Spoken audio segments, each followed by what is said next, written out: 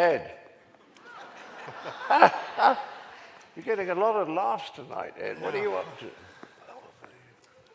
I want to tell you a bit about two parts of my own career in psychical research, and I've been in it since the early 1970s, but I've only been at DOP since 2003. And the kinds of things that I've been involved in kind of bracket the main part of the DOPS research portfolio. You know, most of DOPS's work has been focused on very detailed case studies and field investigations of various kinds that you've heard about. But I'm, like him, an experimental psychologist by training, and I actually got started in this direction late in graduate school. Because of some personal experiences, I encountered the literature of experimental parapsychology, and while I was working on my dissertation, read enough of it to become convinced that there really seemed to be something there. I mean, these people were using the same kind of methods that I was being taught to study paranormal phenomena. The other thing was that it was clear that if these things existed, it was extremely important because, I mean, the whole point about these phenomena is that they challenge widely held views about what's possible. You know, we use a generic term psi for things like ESP, extrasensory perception, which has several subcategories, psychokinesis, or mind over matter, direct influence on the environment, not using your motor system and all that. And the whole point of both kinds of phenomena is that a person or an organism is exchanging information with the environment despite the presence of some kind of a barrier that conventional classical physical principles would say should prevent that from happening. And it's very easy, it turns out, to set up experiments to test whether these things can happen. And of course, at that time, the main center for experimental parapsychology in the US was Durham, North Carolina, where J.B. Ryan had set up a unit in the psych department at Duke.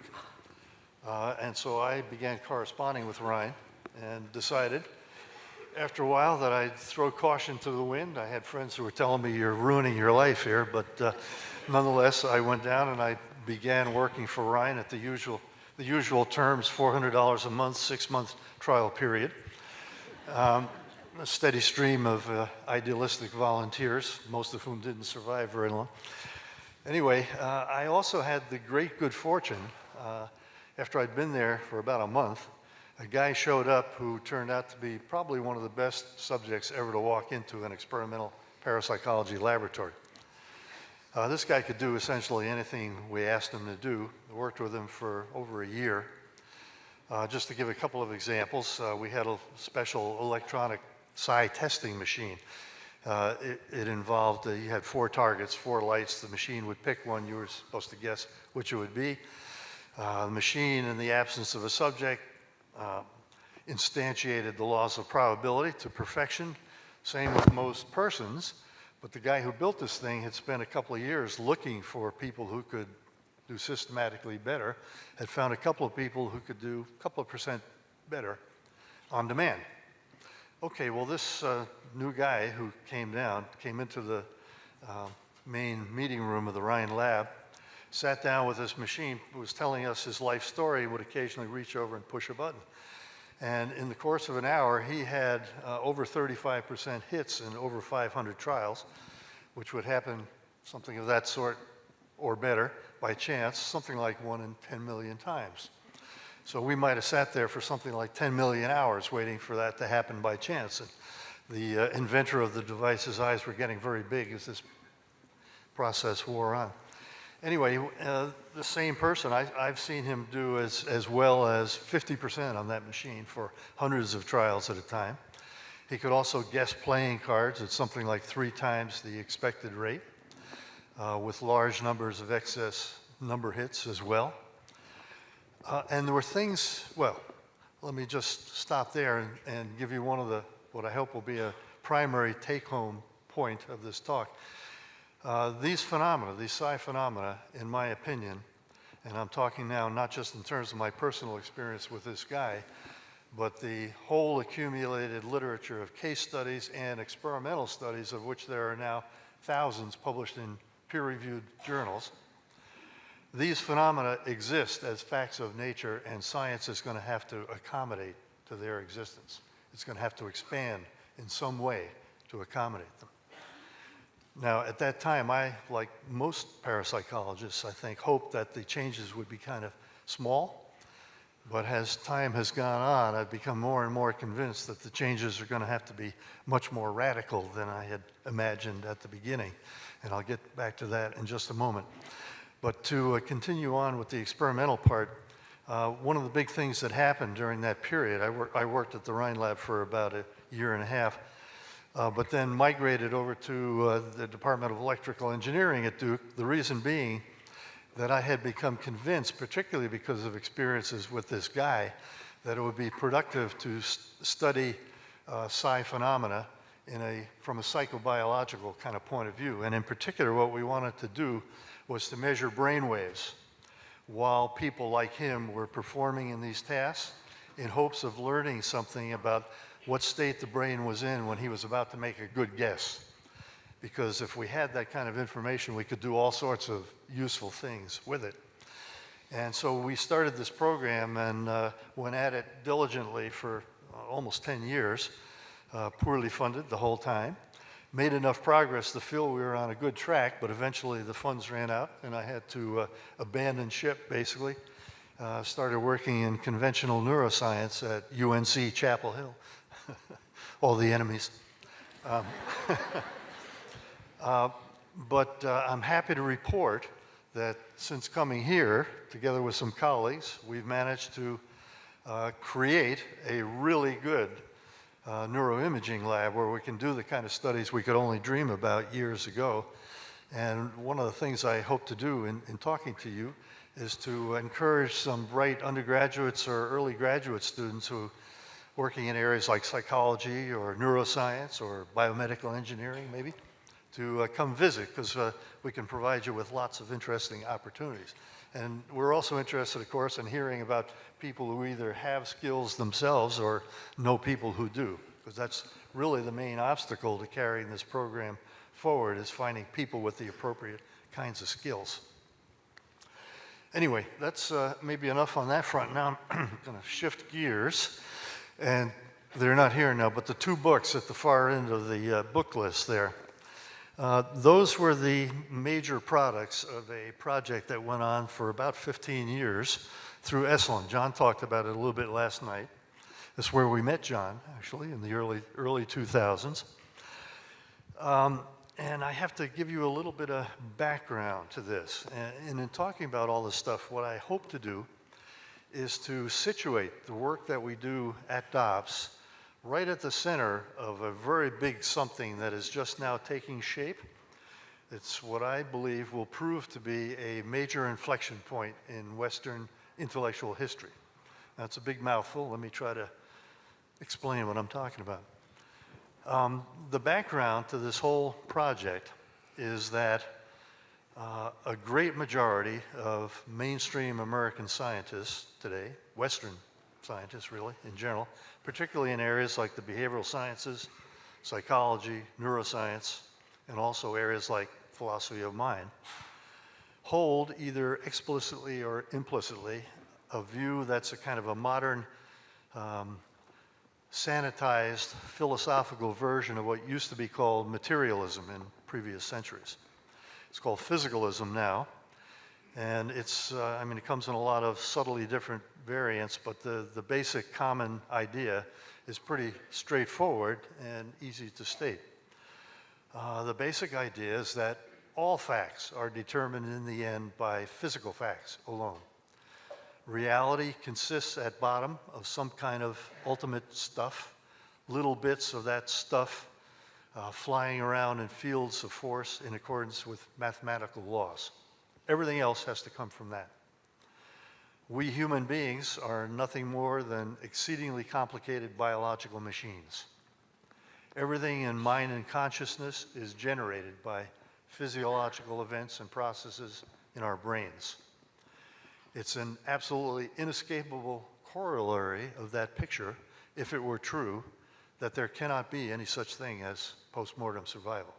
Because when you die, the machinery that generates you disappears.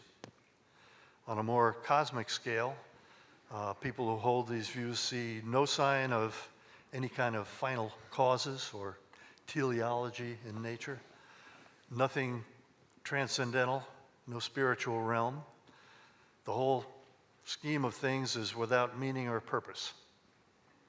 And that's literally what probably 95% of mainstream scientists currently believe, at least while doing their day jobs. It's a bit surprising that a sizable fraction, estimated on the order of 30 to 40%, also have some kind of a spiritual practice going, and how they reconcile these two things might be a little difficult. Anyway, Mike Murphy out at Esalen Institute was acutely aware of this, and he also was aware of various groups, including in particular us at DOPS, who have been doing research on post-mortem survival and developing what appears to be evidence suggestive of its existence as a fact of nature. So he convened this group, and we began reviewing all this evidence, and we gradually, the project kind of morphed. When we became convinced early on, we were all convinced that we are not physicalists, and hatched this plot to destroy it and find something better to replace it with. So to summarize, to summarize the whole process all too quickly, we developed these two books. The first, and they're not there. They're not showing up at the exact moment. Anyway, Irreducible Mind was intended to be our version of an assault on physicalism. And in it, we basically pulled together from a wide variety of sources a whole lot of empirical phenomena, well established, that we feel are difficult or in some cases absolutely impossible to explain in classical physical terms. You know, these psi phenomena and evidence of survival are right at the top of that list, but that's not the only, they are not the only things that point in this direction. A lot of mainstream scientists, of course, they hate all this stuff and hope that it can be sort of quarantined, put in a room somewhere by itself because we're succeeding at everything else and therefore we can do that, but it's not true. There are plenty of phenomena, and we catalog a bunch of them in Irreducible Mind, that are equally hard to explain, including things like geometrically shaped hypnotic blisters. Emily has a great chapter on extreme physiological phenomena of that sort. Aspects of human memory that are totally unexplained at present, despite a huge literature about it. To me, one of the most important parts of the evidence is the stuff that Bruce is working on, near-death experiences, and in particular those that occur under these extreme physiological conditions. We also talk about stuff like extreme forms of genius and mystical experiences, which have been widely ignored by contemporary science, but which we argue cannot be ignored because they're telling us important things about how things are. Anyway, just to summarize that whole exercise, and I have to tell you this book is like 830 pages long, so it's not easily summarized. But from a psychological point of view, the really crucial thing about it is, for me anyhow, it established as a viable possibility a suggestion that William James had made over a century ago, talking about the correlation, which everybody admits, between mental things and physical things. You know, we know you get hit on the head or drink too much and something mental changes. You might think, well, I decide to raise my arm and the damn thing goes up in the air. Isn't that mental causation? Well, physicalist says you've just misunderstood, because ideas in your mind are really just patterns of activity in your brain. Physical causes physical, no problem. Well, the way to attack that point of view is to show things that cannot possibly be accomplished by the brain itself, and that's what Irreducible Mind tries to do.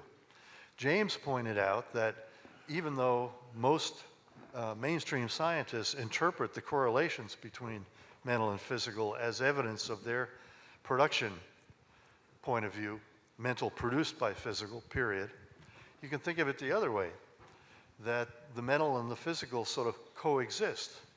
The mind operates in connection with the brain. The stuff in it is not produced by brain's processes, but its activity is conditioned by the state of the brain.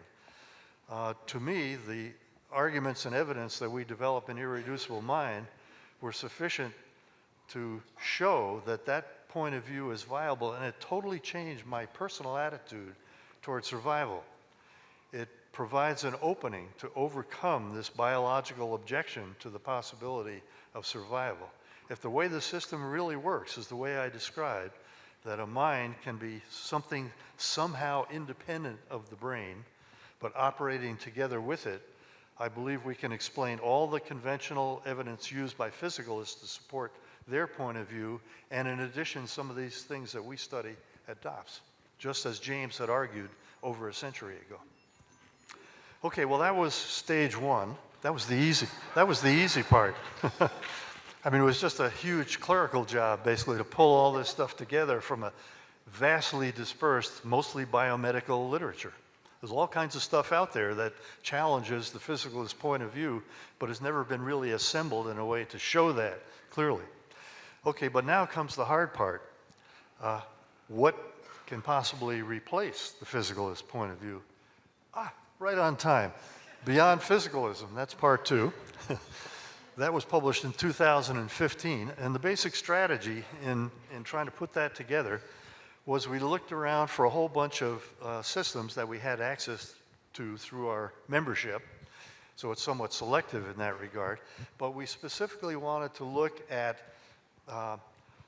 people and systems that had deliberately tried to figure out how the world must have to be in order for the kinds of phenomena we had cataloged in Irreducible Mind could occur. We found quite a few of these things, a very strange set of bedfellows for one book. We got chapters in there by several physicists, for example, contemporary physicists, quantum theorists, cosmologists.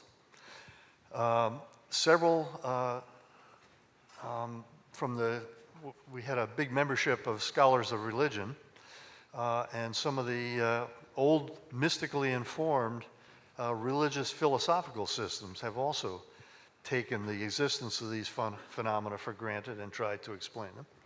And there were several Western philosophical traditions also, like Leibniz, for example, and Charles Sanders Peirce and Alfred North Whitehead. So we pulled all these things together and tried to sort of interanimate them. And we have a final part of the book in which we try to figure out where is this all headed. And the basic, what I want to convey to you is that even though we don't have any sort of final position that we're all agreed upon by any means, there is a definite central tendency of all this stuff.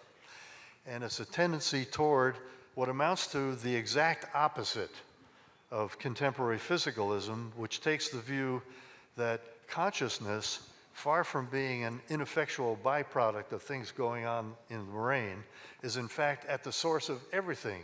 And we're going to have to somehow figure out how our experience of ourselves as being in a shared external world comes into being. And I will tell you also that at this very moment, I know of at least 3 books being generated by people who are deeply familiar with developments in modern physics, all driven by mystical experiences of their own, who are attempting to formulate their particular systems of that sort. And I personally believe that something of this sort will emerge in the not distant future as the new sort of received wisdom, the new generally accepted, scientifically based worldview.